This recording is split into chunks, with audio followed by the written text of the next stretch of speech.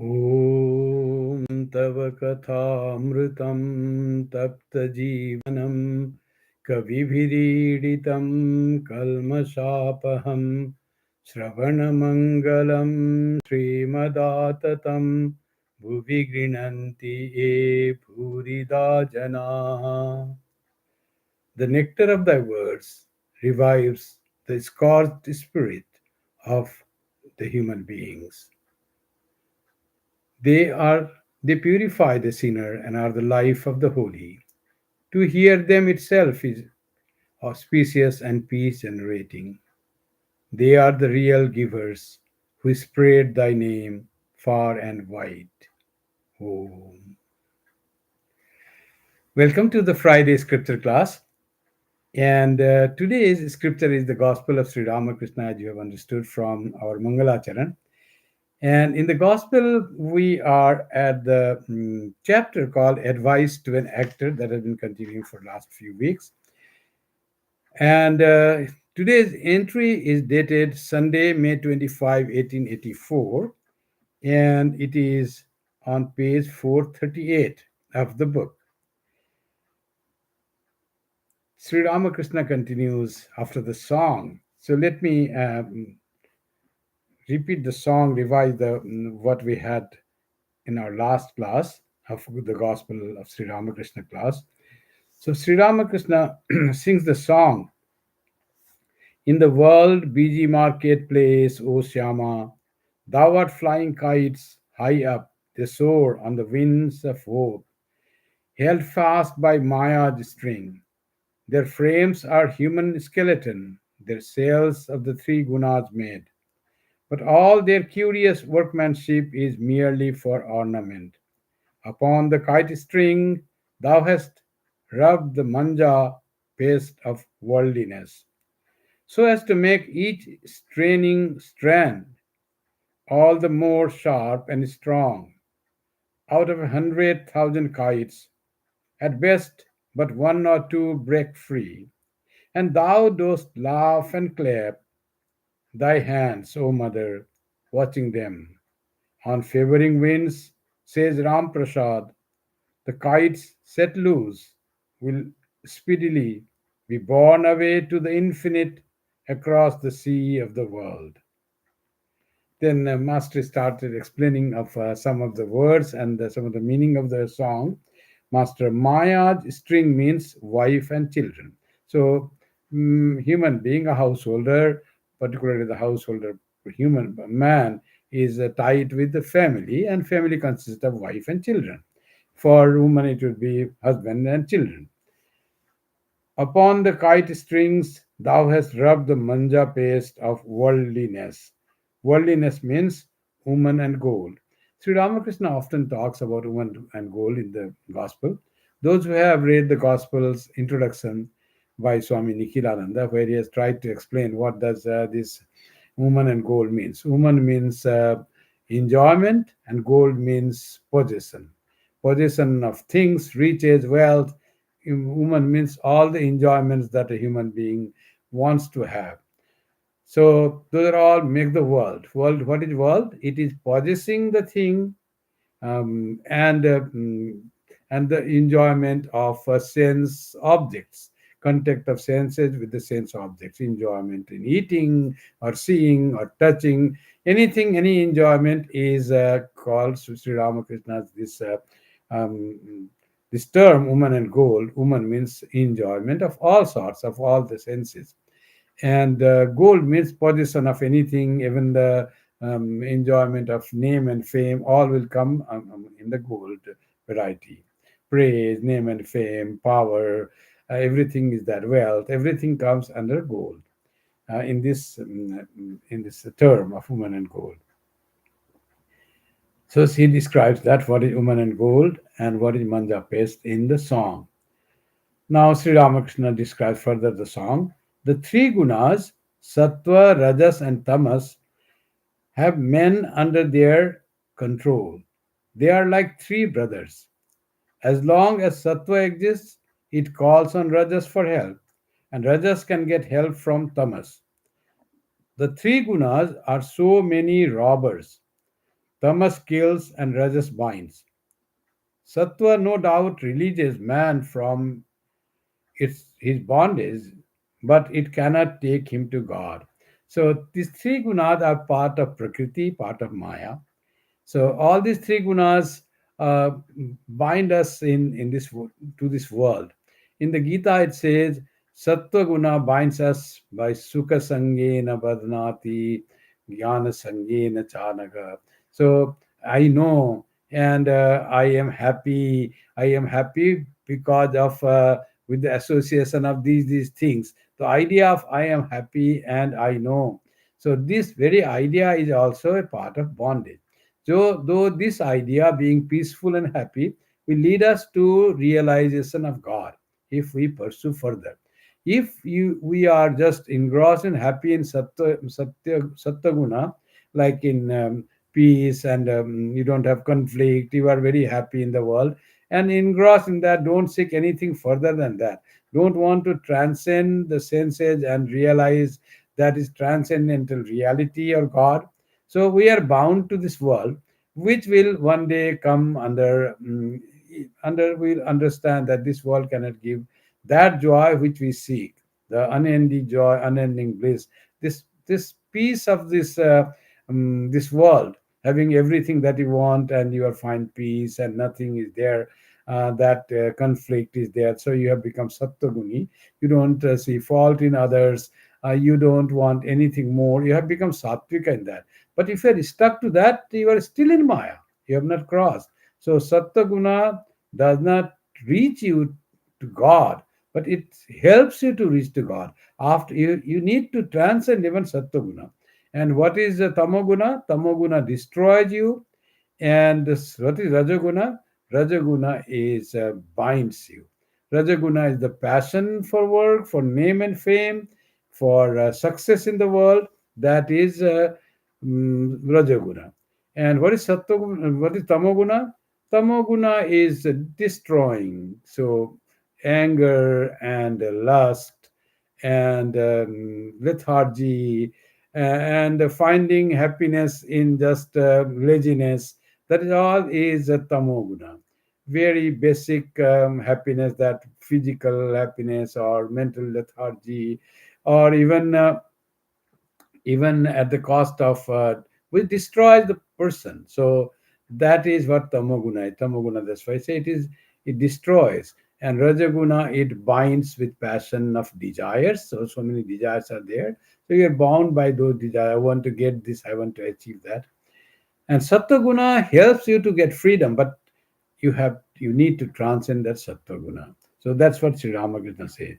Tamas kills and Rajas binds. Sattva no doubt releases man from his bondage, but it cannot take him to God. As Sri Ramakrishna beautiful says, the story of three robbers, very nicely explained.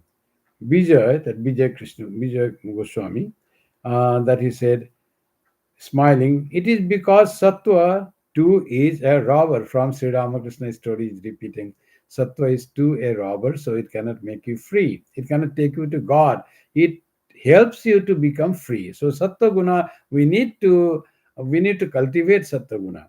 And all these guna work in combination. It will be not only Sattva guna. When Sattva guna is there, other gunas will also be there. Tamo guna will be there, and Raja guna will also be there, till we are in the world of Maya. And but proportion will vary from person to person. Some will be more in some more this tamoguna will be preponderant, and in some other there will be preponderance of rajaguna. In others, the sattva guna will prevail over other two gunas. So that is the sign that that person is fit to realize God, because he has attained lot of sattva guna, which propels us to God realization. But we should not get stuck by the peace and joy of sattva guna. That's what Sri Ramakrishna is saying. Master smiling. True, sattva cannot take man to God, but it shows him the way to God. So Bhavanath is there. Bhavanath was very charmed with Sri Ramakrishna's word, that how he defined the gunas and their specific position regarding spiritual practice and God realization. Bhavanath. These are wonderful words indeed. He grasped everything that Sri Ramakrishna is saying. Bhavanath is a young man, but how wise and understanding the scriptures and Sri Ramakrishna what he is delighted to hear these words that Sattaguna is also not enough to realize God. So we have to Sattaguna has to impel us to make us so prepared to even transcend the Sattaguna. So, Master, mm, yes, this is a lofty thought. Listening to these words of the Master, the devotees felt very happy. So, they all understood the thing that we have to transcend not only Tamoguna and Rajaguna but also Sattoguna. Master, woman and gold is the cause of bondage. Now he strikes very hard at the real cause of bondage to the world. All we become under the sway of three gunas. And he says, what is the final thing that binds us to the world? In Sri Ramakrishna's phrase, it is woman and gold. That is desire to enjoy and the desire to possess. Those are the things. Woman and gold is the cause of bondage. Woman and gold alone constitutes samsara. You want to enjoy samsara and you want to enjoy your possession, your relation, your wealth. All that enjoyment is samsara. What is samsara? Other than that, you are engrossed in the moha. They often samsara is called moha maya. This maya that all has been conjured up creates one delusion that this is all to be attained, this is all to be God. I have such wonderful family, wonderful things. So God has given me enough of things to live in the world happily. So I don't need anything. I don't seek anything, and the life is very happy, cozy, going very well. But how long will that go that way? It is for the time being. So if you are only in that, ultimately your moha will be broken. No, that is not enough. That whatever thinking it will be like that is not enough. So that's what is Sri Ramakrishna saying, that woman and gold that keeps one. Uh, woman and gold is the cause of bondage. Woman and gold alone constitute samsara, the world. It is woman and gold that keeps one from seeing God, holding the towel in front of his face. Do you see my face anymore? Of course not.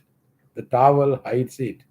No sooner is the covering of woman and gold removed than, than one attains Chidananda, consciousness and bliss. So, something that hides us from the truth, from the bliss, from the pure consciousness. What hides us?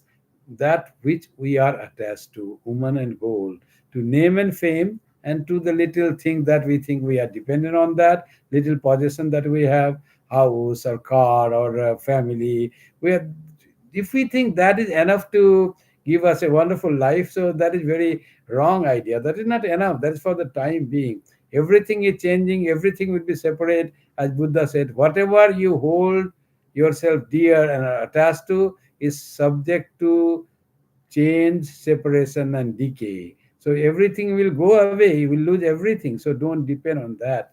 So real happiness, real freedom comes by not getting attached to this woman and gold. So, but this, to get rid of this woman and gold, you're feeling a kind of security in the possession of the world, and also seeking joy in the enjoyment of the sense objects. That alone, the pleasure alone is the joy. So if one seeks that way, so that is the maya, that is samsara. And this Sri Ramakrishna says it hides the face of God, face of truth, face of real bliss, because you are engrossed in that. So like he gives us so the example of holding a towel in front of him, and the, when see the towel, you can't see my face. I have held the towel. This towel is woman and gold or samsara.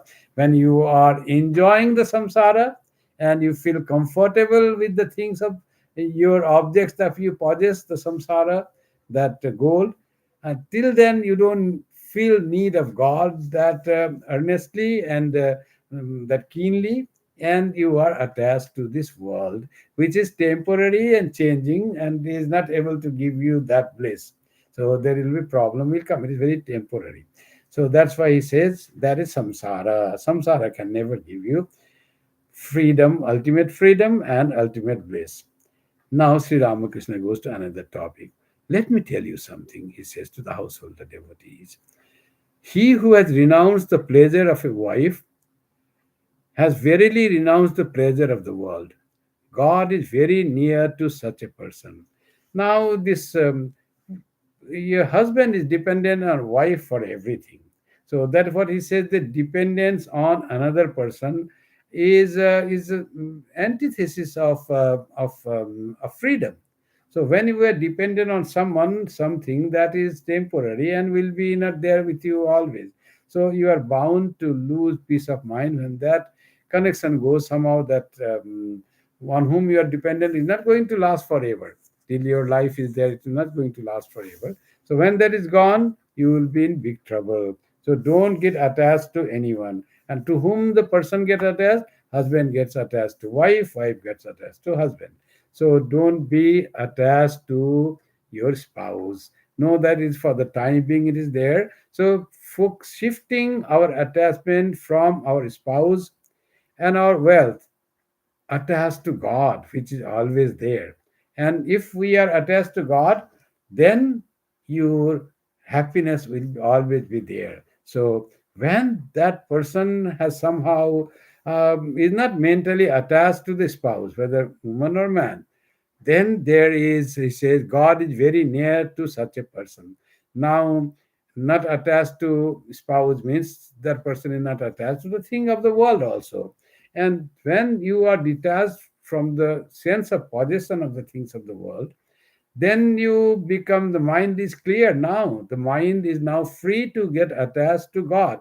Mind remains attached to one or other thing, either to the hankering of name and fame, or to the wealth, or to the personal ego, or to some object, or to some relation. It gets attached. So if we can withdraw the mind from all those attachments, it is now free to get attached to the ultimate source of ultimate bliss, that we call God. So when that is done, God is very near to such a person. So ultimate, when God is near, then it is eternal connection with the bliss.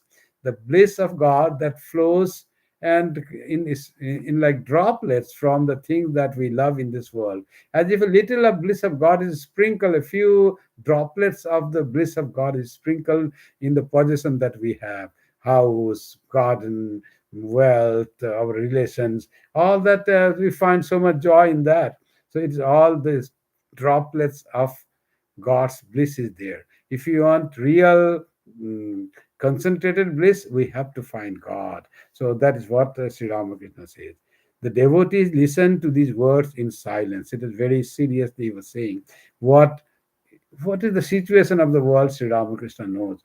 Not that he doesn't want people to be respecting their wives or respecting their husband. That has to be there.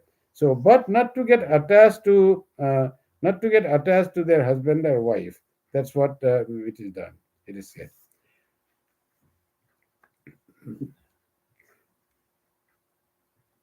Master to Kedar, Vijay, and other devotees. He who has renounced the pleasure of a wife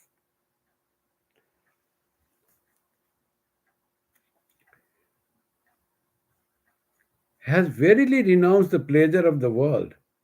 It is woman and gold that hides God. You people have such imposing mustaches, and yet you too are involved in woman and gold.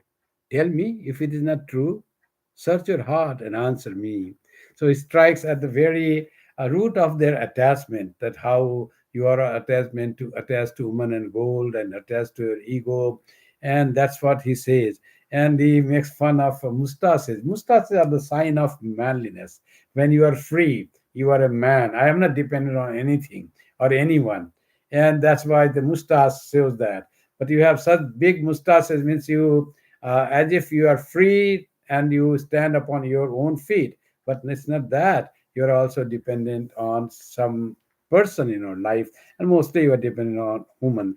It is not about woman, it is being dependent on any other person or any other thing. That causes, takes us, robs us away from our love and affection and attachment to God. That's what Sri Ramakrishna says. And mostly householders are attached to the spouse. They are the always lifelong. So that's why he says that even break that attachment, rather come not as dependent on a spouse, but be respectful to your spouse and see his or her greatness and see the manifestation of God in your spouse.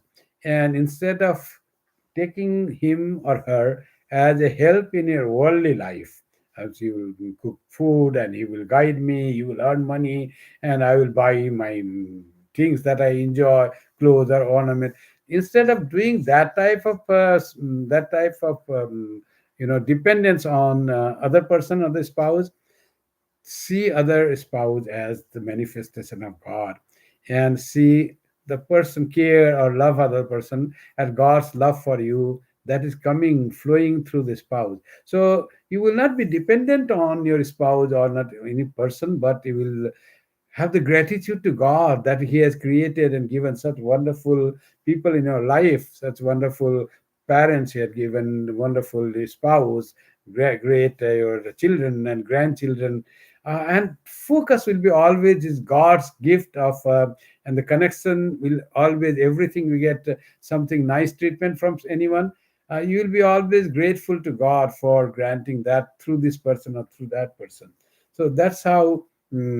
Sri Ramakrishna says that those who were able to detach from the enjoyment or dependence on your spouse, they have conquered a lot of worldliness, and they can easily make connection and strong connection with the divine. Then Sri Ramakrishna asks, tell to yourself, who will tell that, yes, you are right, I am attached to my wife or I am attached to the thing in the world. But Bija is a very spiritual person. He has no fear in admitting that. He says, yes, sir, it is true that we are attached to our spouse.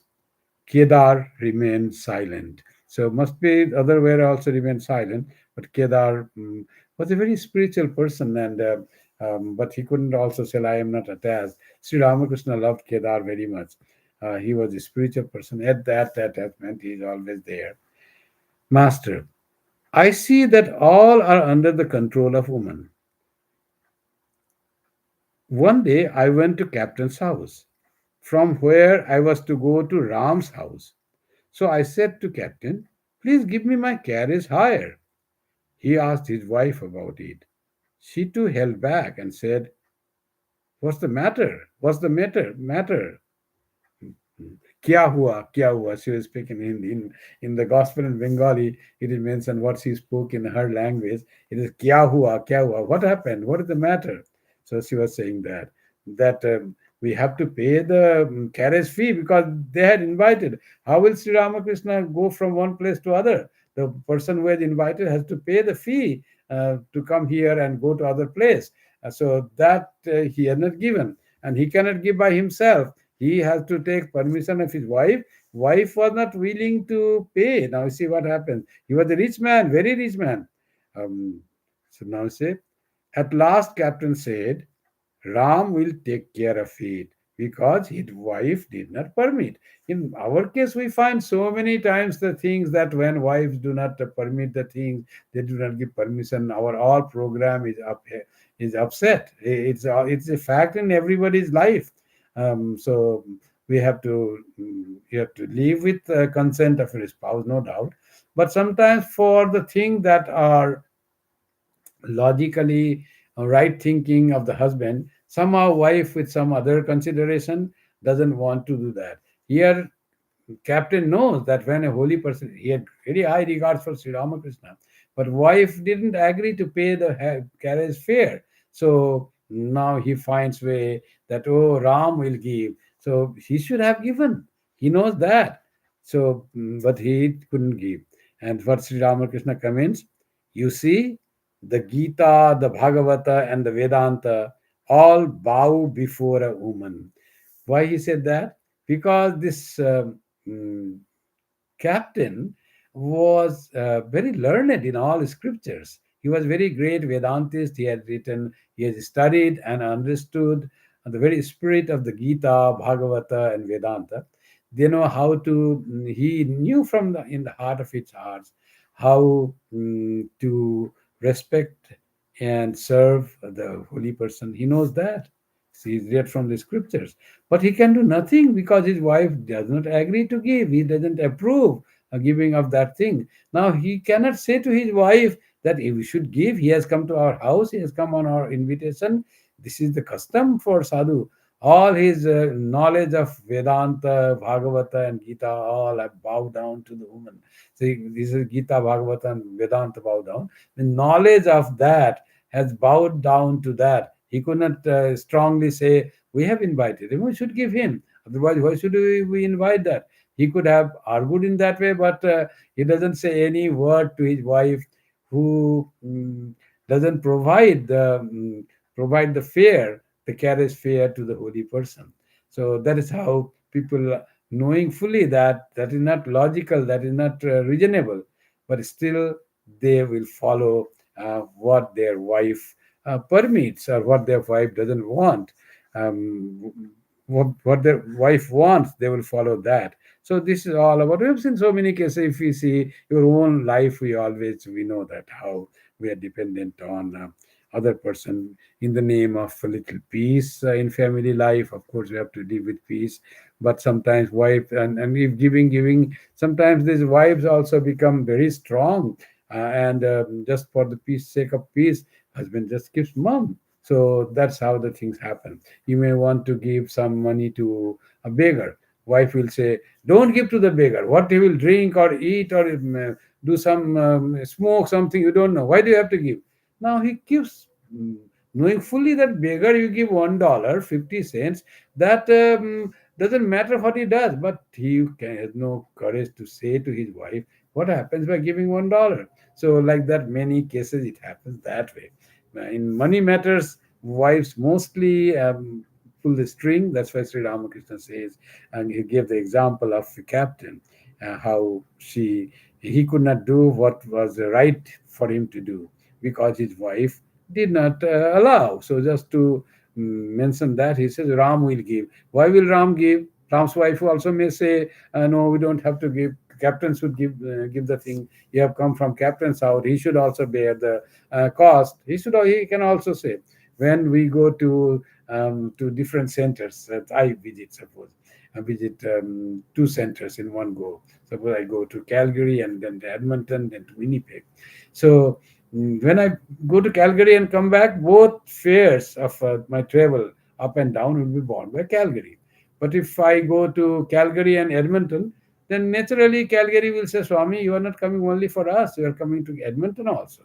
So we will give you half of your fare, half you should take from Edmonton. That is so logical to say. So at least something he should give. Ram will give half of the thing because he's going to Ram's house. But he said, no, Ram will bear everything. It is very illogical, unreasonable. But what to do? Wife doesn't allow. They were not poor. Some mindset. The Sri Ramakrishna says also at other place. She used to give earlier in a very small bowl. She used to serve curry, and now she has changed. Has come in her, and now little bigger bowl she is giving. Like that, Sri Ramakrishna was talking about the captain's wife. So it depends on the mentality of the person, and wives are sometimes they go more than for anything. They go on always worried to save money, and for that they become very too much money centered. So just to save money, they will not spend in the right thing also. But that is not always in wife case though. Sometimes husbands are over speculative, over calculative to save money. Some wives are very generous, but husband will say, no, no, no, you cannot give this much there. Suppose little money, little like $50, someone wants to give to someone. But husband will say, no, no, if you give $50 each every month, it will become $600 per year. And if it is 10 years, $6,000. How much money you will be giving? $6,000 in 10 years, $50 per month. to someone needy person. Wife wants to give, husband will not give, because he feels that wife is extravagant and she spends money, she is very very large hearted, or very sentimental. That the type of word husband uses. So it is in both ways. Sri Ramakrishna is speaking to the husbands. That's why he says about husbands. That's why he's saying you are dependent on wife. Wives are also, sometimes husbands are also equally same. Human nature is human nature. So he's saying not to be dependent on, be reasonable, and to try to express whenever it is reasonable. Try to assert that it is reasonable to give the fare to holy person. That also he could not do. That was surprising for Sri Ramakrishna. He noted down and put at the right place. A man leaves his money, his property, and everything in the hands of his wife. But he says with affected simplicity, I have such a nature that I cannot keep even 2 rupees with me. So doesn't keep his own freedom. That's what he wants to say.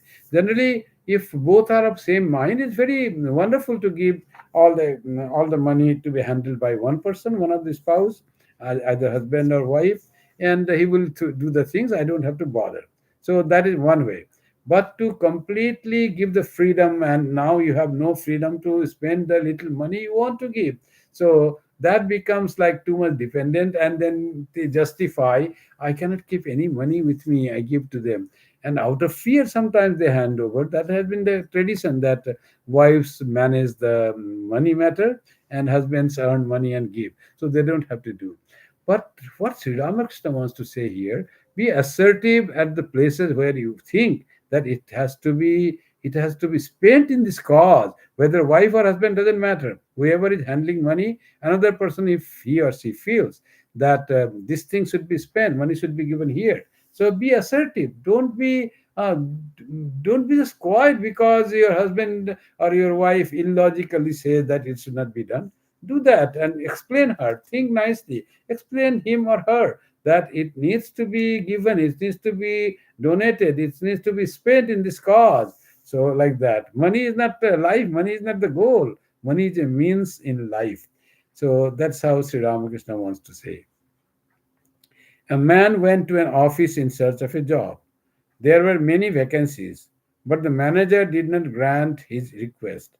A friend said to the applicant, appeal to Gulapi and you will get the job. And with that Gulapi, Gulapi was the manager's mistress. So he loved someone, manager, and he didn't give the job, but he was so much dependent and loved this Gulapi, his mistress, that what if Gulapi recommends something, he cannot say no to her because of his love or his dependence or his soft-heartedness, softness in his heart, whatever is there. So manager may transgress his own regional thought if that request comes from someone whom he loves. So he loves the other person, this Golapi, someone who is loved more by that. So sometimes this is very always done in the world, that sometimes you don't want to approach the person, knowing that. But if something comes from your whom you love, some request or some recommendation, you tend to appreciate and accept that request. It's very natural. So who is that Golapi? Golapi is the mistress, is the woman. So that person is somehow attached to that woman.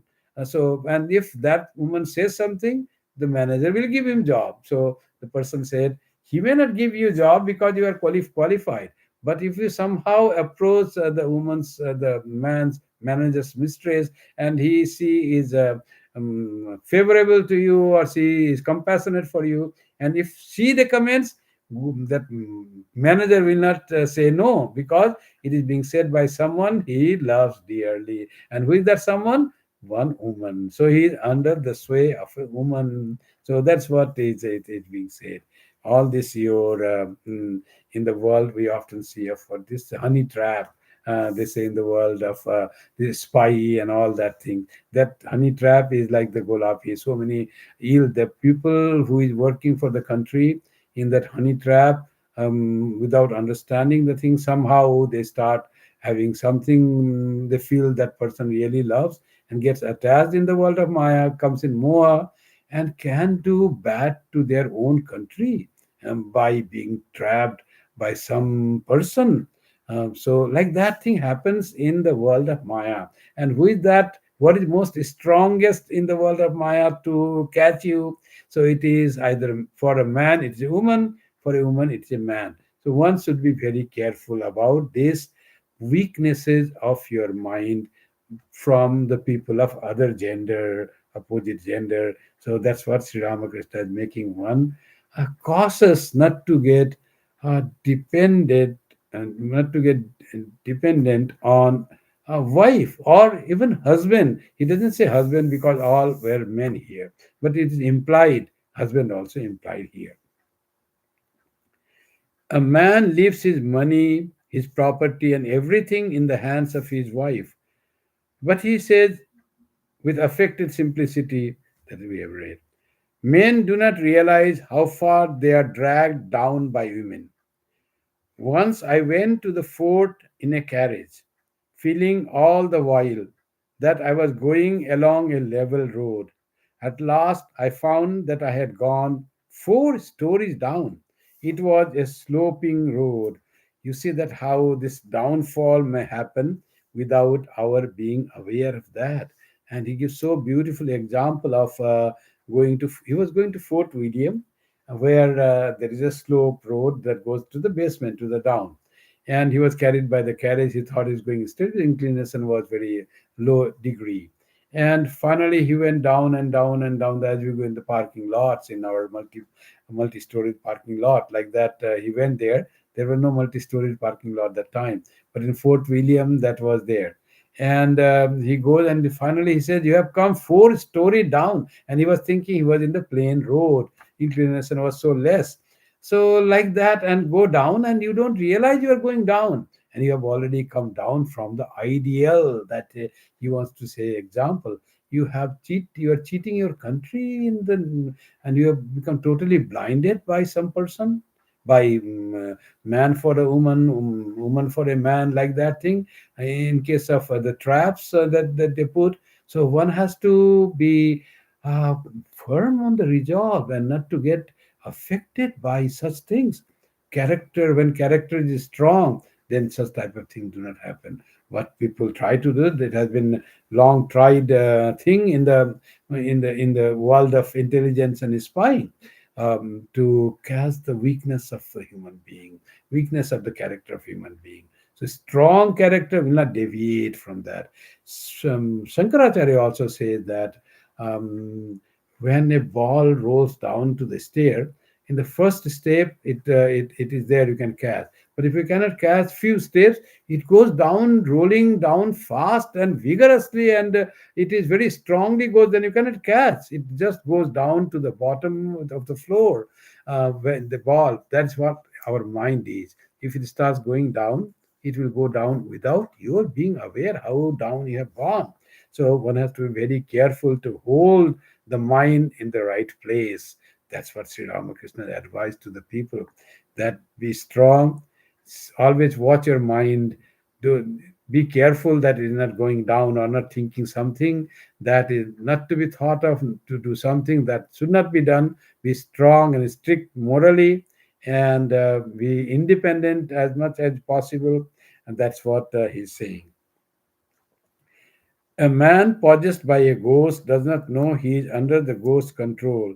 He thinks he is quite normal. So, like that, when we are under the possession of someone, we feel we are doing right thing. So the power of discernment also goes away.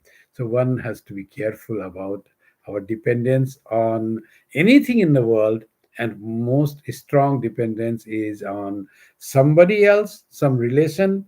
Most strong relation is, of course, for a householder, it is husband and wife relationship, and that should be no dependence on other, no seeking of something that I should get from him or her, like anything that you get, sustenance or food or money or support or something. Rather, one should respect your spouse as God gifted person, and your respect for spouse should lead us not attachment to that person, but attachment towards God for giving such a wonderful companion in your life, wonderful children in your life. God has been so kind, because of God's kindness only you have got such spouse. And all our gratitude goes not to the person but to God. By that, you respect relation becomes very good. Little change, little not hearing, because you don't expect anything from the person. Whatever you get, that is great and extraordinary for you, because you don't expect anything. And that increases the respect for the person and gratitude for God. So that is the right way to, in our relationship, to have respect, adoration, and support to the family members, including spouse, and not get attached to them for the things of the world. So bring God in all our relationship, in all our situations, in all our outpouring of the heart, and be free from the attachment to this world. This much is Sri Ramakrishna said. Now we'll close today's scripture class with the closing chant. Om Shanti Shanti Shanti. Hari Om Tat Sat. Sri Ramakrishna Arpanamastu. Jananim Saradam Devim Ramakrishnam Jagadgurum Padapadme Tayo Shritva Pranamami Muhurmu. Good night to everyone.